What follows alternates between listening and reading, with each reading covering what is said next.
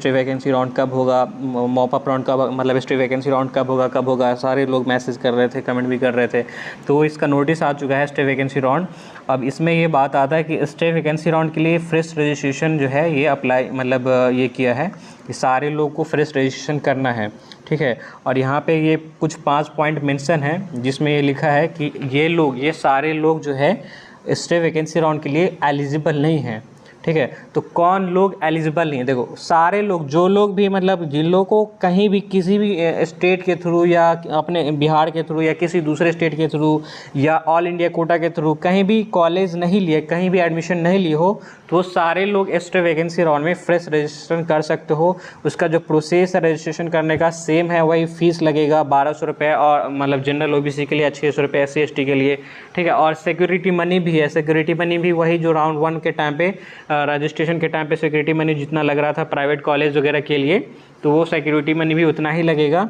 अब इसमें ये लिखा हुआ है, मसला ये है कि कौन सा लोग एलिजिबल नहीं है। तो देखो 5 यहाँ पे 5 पॉइंट मेंशन है, ये पांचों लोग एलिजिबल नहीं है, तो ध्यान से सुनना। देखो पहला लिखा है admitted on MBBS BDS seat through UG मैक 2023 राउंड 1 राउंड 2 काउंसलिंग। अगर राउंड 1 में सीट अलॉट हुआ था या राउंड 2 में सीट अलॉट हुआ था और आप लोग एडमिशन ले लिए हो, तो आप लोग एलिजिबल नहीं हो इसके लिए, स्टे वैकेंसी राउंड के लिए। फिर दूसरा पॉइंट लिखा हुआ है admitted through all India quota on the basis of NEET UG 2023 round 1 round 2 counselling.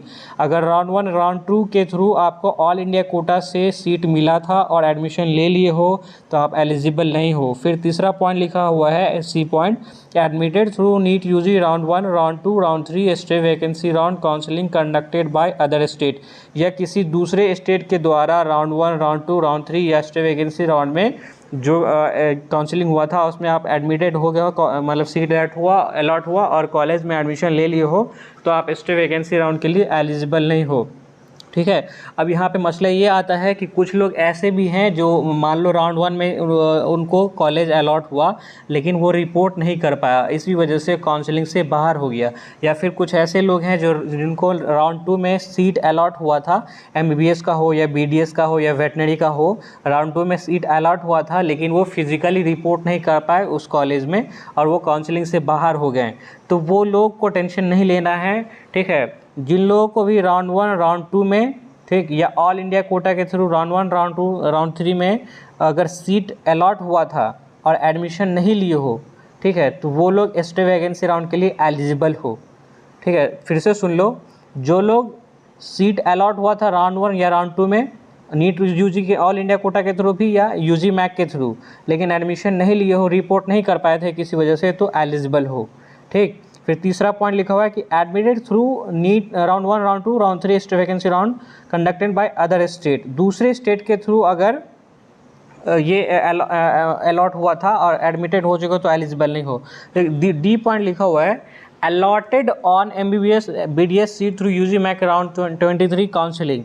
अगर आपको UG मैक के थ्रू अभी जो राउंड 3 का काउंसलिंग हुआ था और इसमें कॉलेज जो है आपको अलॉट हुआ था और आप अगर एडमिशन नहीं ले पाए हो, तो आप एलिजिबल नहीं हो, ठीक है। अलॉट हुआ था लेकिन रिपोर्ट नहीं कर पाए तो भी एलिजिबल नहीं हो। जो लोग राउंड 3 में कॉलेज अलॉट हुआ था वो लोग कोई एलिजिबल नहीं है स्टे वैकेंसी राउंड के लिए।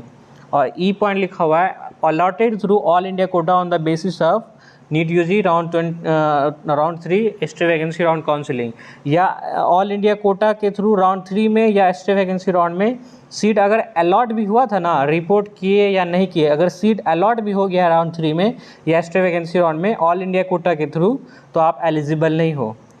आई होप समझ गए होंगे। यहाँ पे देखो D और E पॉइंट में लिखा हुआ है अलॉटेड, समझ रहे हो, अलॉटेड लिखा हुआ है, यानी कि अगर सीट अलॉट भी हो गया है राउंड 3 में और अगर नहीं रिपोर्ट कर पाए तो आप हमेशा के लिए काउंसलिंग से बाहर हो गए, ऑल इंडिया के कोटा के थ्रू भी और UG मैक के थ्रू भी। अगर राउंड 3 या स्टे वैकेंसी राउंड में अलॉट हुआ था लेकिन रिपोर्ट नहीं कर पाए तो नहीं एलिजिबल हो। लेकिन हाँ, पहले अगर अलॉट हुआ था, ABC पॉइंट पढ़ो, उसमें अगर ये लिखा हुआ है कि अगर पहले अलॉट हुआ था राउंड 1 या राउंड 2 में UG मैक के थ्रू या नीट UG के थ्रू बट नहीं रिपोर्ट कर पाए, तो आपके पास एक अपॉर्चुनिटी है कि वापस से इसमें एलिजिबल हो, एक्स्ट्रा वैकेंसी राउंड में कर सकते हो। लेकिन एडमिशन ले चुके हो तो फिर कोई बात ही नहीं है, आप एलिजिबल नहीं हो एक्स्ट्रा वैकेंसी राउंड के लिए। और ये पाँचों पॉइंट, ठीक है, ये पाँचों ABCDE अपने हिसाब से देख लेना कि तुम किस क्राइटेरिया में फॉल कर रहे हो। तो ये सारे लोग अगर इस एक्स्ट्रा वैकेंसी राउंड में पार्टिसिपेट करेगा तो उसका जो है ये रॉन्ग इन्फॉर्मेशन एक तरह से माना जाएगा। और वो अगर पार्टिसिपेट कर रहा है तो इसके लिए जो UG मैक जो मेरिट लिस्ट निकलेगा उसमें नाम भी नहीं होगा इसका। और अगर सिक्योरिटी मनी आप लोग डिपॉजिट करते हो तो वो सिक्योरिटी मनी भी जब्त कर लिया जाएगा, फॉरफिट कर लिया जाएगा, ठीक है। तो ये पांचों, जो भी 5 पॉइंट देख लो, ये पांचों लोग जो है एक्स्ट्रा वैकेंसी राउंड के लिए एलिजिबल नहीं है। और इन लोगों को एक्स्ट्रा वैकेंसी राउंड में पार्टिसिपेट नहीं करना है और नहीं सिक्योरिटी मनी जमा करना है। अगर कर दिए सिक्योरिटी मनी जमा या फिर पार्टिसिपेट करते हो तो सिक्योरिटी मनी चला जाएगा और मेरिट लिस्ट में नाम भी नहीं आएगा। बाकी जो भी लोग हो, ठीक है, अगर किसी भी राउंड में ऑल इंडिया कोटा के थ्रू या फिर बिहार में किसी भी UG मैक के राउंड के थ्रू किसी भी कॉलेज में एडमिशन नहीं लिए हो, ठीक है, नहीं कॉलेज अलॉट हुआ था, नहीं एडमिशन लिए हो, तो वो सारे लोग एलिजिबल एक्स्ट्रा वैकेंसी राउंड के लिए फ्रेश रजिस्ट्रेशन होगा, अपना फ्रेश रजिस्ट्रेशन कर सकते हो। अब फ्रेश रजिस्ट्रेशन का डेट दिया हुआ है। और हाँ, ये अभी एक्स्ट्रा वैकेंसी राउंड जो होगा तो इसमें किस कॉलेज में कितना सीट है, अवेलेबल सीट है, ये 10 तारीख को रिलीज़ करेगा, यानी कल रिलीज़ कर देगा। तो इसका जो डेट दे रखा है, ये सीट मैट्रिक्स जो है कल अपलोड हो जाएगा, यानी कि 10 तारीख को सीट मैट्रिक्स जो अपलोड हो जाएगा। जो भी अवेलेबल सीट बचा हुआ है एक्स्ट्रा वैकेंसी राउंड के लिए जिस कॉलेज में, तो वो कल अपलोड हो जाएगा, तो आप देख सकते हो। और ये ऑनलाइन रजिस्ट्रेशन स्टार्टिंग डेट है 11 अक्टूबर से, और ये ऑनलाइन रजिस्ट्रेशन क्लोजिंग डेट है 13 अक्टूबर, ठीक है। तो ये 11 से 13 तक रजिस्ट्रेशन होगा। ऑनलाइन रजिस्ट्रेशन सारे मतलब जो लोग एक्स्ट्रा वैकेंसी राउंड में पार्टिसिपेट करना चाहते हो तो सारे लोग फ्रेश रजिस्ट्रेशन कर सकते हो। और इसका जो 15 तारीख को इसका जो है मेरिट लिस्ट आएगा और चॉइस फिलिंग जो है 16 तारीख से 18 तारीख तक होगा। फिर उसके बाद फर्दर नोटिस आएगा, ठीक है। और जो लोग भी इसमें एक ये डाउट आता है, बहुत बड़ा डाउट है अभी तक, उससे इसका जो नोटिस आया है उस नोटिस से तो पूरी तरह से क्लियर पता नहीं चल पा रहा है कि ऐसे लोग जो राउंड 1 में या राउंड 2 में या फिर मॉपअप राउंड में ये किए थे, रजिस्ट्रेशन किए थे और सिक्योरिटी मनी भी जमा किए थे, बट उसको कॉलेज अलॉट नहीं हुआ है किसी भी राउंड में, नहीं ऑल इंडिया के थ्रू, नहीं UG मैक के थ्रू। और सिक्योरिटी मनी मान लो कोई लोग जो कोई प्राइवेट कॉलेज के लिए ये किया था, अप्लाई किया था प्राइवेट कॉलेज के लिए, तो ऑब्वियस है 2-2 लाख रुपए सिक्योरिटी मनी है। तो अब यहाँ पे ये क्लियर नहीं पता चल पा रहा है कि फ्रेश रजिस्ट्रेशन जो होगा एक्स्ट्रा वैकेंसी राउंड में, तो उन लोगों को भी सिक्योरिटी मनी पे करना पड़ेगा वापस से क्या। ये जो है इसका अभी जो नोटिस आया है उसमें ऐसा इस चीज़ का कहीं पे कोई मेंशन नहीं है। इसके नोटिस से यही पता चल रहा है कि ऐसे सारे लोग जो इसके लिए मतलब एक्स्ट्रा वैकेंसी राउंड में अप्लाई करना चाहते हैं, ठीक है, तो उस 5 पॉइंट को छोड़ करके जो लोग भी मतलब बचता है, सारे लोग एलिजिबल है एक्स्ट्रा वैकेंसी राउंड के लिए।